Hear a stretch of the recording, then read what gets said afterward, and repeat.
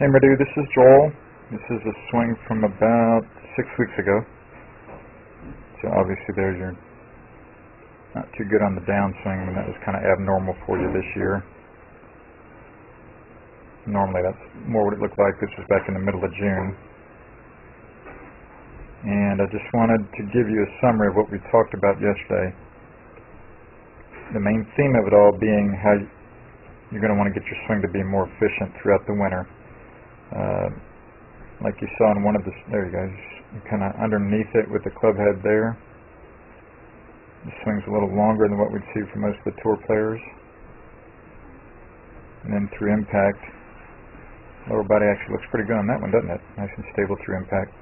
Through the top of your right shoulder, parallel to the plane line there.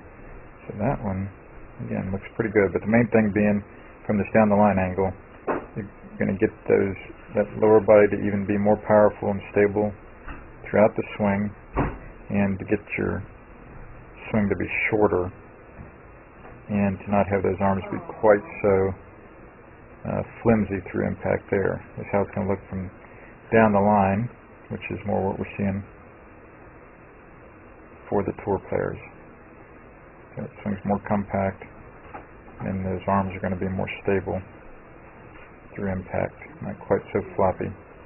And then also from down the line, it'll be nice if we can get your feet to be this stable through that impact area. And then from face on, look back at this one from March, from that face on angle. That, again, we'll see that the swing will be getting more compact instead of quite that long. You see how your head, this is way back in March, so that your head moved a little more than what we'd see for the tour players, and it moved onto your front foot from where it started there, rather than moving onto your back foot. And then here we're going to see how his foot's going to be more on the ground. His left knee is separated from his right knee, as opposed to that left knee kind of going right into your right knee, and you're getting up on your toe a little bit too much with the left foot. And then through here, see that beautiful hand action you've developed. That's helped you to really hit a lot of good high strong draws and get a lot more distance this year. You're going to reduce some of that hand action just to make it easier for you to be all the more consistent with the straightness of your ball flight. And remember, like here you can see you actually have more rehinge going on there than Nick Faldo. So again, like I'm saying, we're going to reduce a lot of that wrist action through impact as we go through the winter, Madhu. And then the other good feel is to really keep your arms and shoulders together and really feel free to turn your upper body against a good, strong lower body. Good, stable, strong lower body, like you'd especially see here with Nick Price. Here again, you'll see how he tends to have less rehinge in the wrist than what we're seeing for you. And his foot's more on the ground at that point. And then here, right around impact, you see his left knee is back. So those are the type things that we'll be seeing Madhu as we go through the winter. Great, great work this season, Madhu. And look forward to really seeing it get better and better here as we go through the winter into next summer. Take care. Okay, now we're going to look at the deep squat. We're also going to compare it to the K-trainer. We're going to look at some movement. What we're only going to look at is side bend movement with the K-trainer, okay? Okay, put your arms over your head. Let's have you do a squat, and let's see what it looks like. Good. Come back up. Do another one.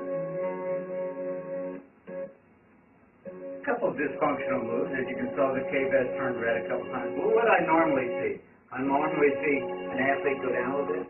This is what I normally see with some of my athletes. That's about it, as far as we go. We'll see the knees coming together. We'll bend them together. And as you can see, it totally turns red on the K-trainer there. Some of the corrective exercises that we certainly would do, don't just have a gentleman hold a weight, 10-pound weight straight out here. What this weight does, starts to engage the whole core.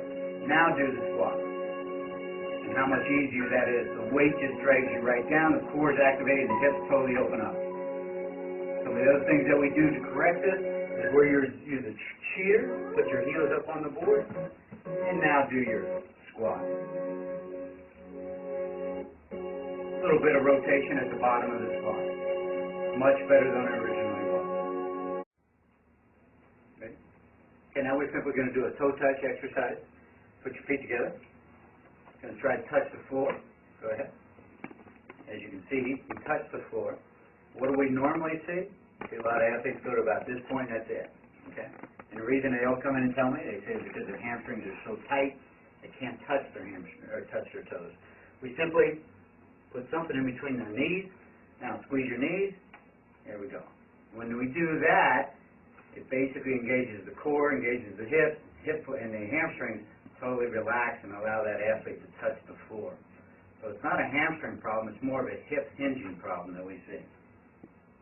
This is Joel Suggs. I sure enjoyed meeting you down at the Cincinnati Golf Show this weekend and showing you your swing on the 2D equipment that I have. And so I want to take about 2 or 3 minutes to just show you around Meadowlink. This is the studio I use in the winter for all my students. You see there's the down-the-line camera angle for our 2D equipment. And then we have the face-on camera angle also. And then what we also have here is 3D equipment to where I can show you your swing from 6 different camera angles with this 3D equipment. And we can get your swing from down to the 1/120th of a second in terms of exactly what your hips, shoulders, and hands are doing in the swing. And then also, I have the most realistic hitting curve I've ever seen from puttersedge.com. So when you hit your full shots, it feels as realistic as possible. And then I have 3 different green speeds for you to practice your putting. 9.5 on the step meter, 10.5 on the step meter, and 12.5 on the step meter. That's benefited my students tremendously. And then also I have a lot of learning aids like this Smart Stick. You can see the rest of those learning aids over here in my bag that we can work on to help you learn the certain fields in your golf swing that you and I both want. And then also I help my students a lot with their equipment through the winter. This is a frequency analyzer where we twang your club and it gives us a reading here. And then also we plot your whole set, each club on these lines to see if the set is really matched or not. Quite often they aren't, and it helps my students tremendously when they find out what clubs are the offending clubs. And then if we get tired of being indoors and we want to go outdoors and hit some, we can do that. It's my daughter! Ellie! Good to see you. I haven't seen her in weeks. No wonder you've been gone, Ellie. You've been out here playing in the snow all this time. But this is our natural turf area. This is closed until April, as you can see. But it's a fantastic area where we can step outside and hit some balls and get some real ball flight. Or, if we get pretty satisfied and things are looking better on the video here, we're kind of cooped up inside and want to go outside, we can step on out and hit balls and see real ball flight for about 5 or 10 or 15 minutes, however long you and I can stand the cold, out into the air, and we see them land at these different flags. I have a yardage book for this driving range. It's the first one I've ever seen in my life where we know exactly what it is with the front, back, and middle of each green. And again, the covered area here is heated, so we stay out there for about 5, 10, 15 minutes, like I said. It enables us to see some ball flight, and then we get satisfied that things are looking the way we want, and we come back inside, take off our coat, and look again at the video equipment to see how your swing's looking, to make sure that you understand it.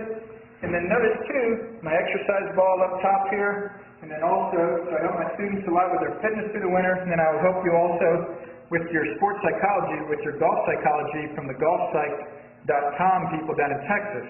That's helped my students tremendously a lot over the years too. So again, I sure enjoyed meeting you down at the Cincinnati Golf Show this weekend. I look forward to seeing you again out here this summer at Meadowlinks, or even right now in the winter. I have a lot of people that work on their games with me right through the winter.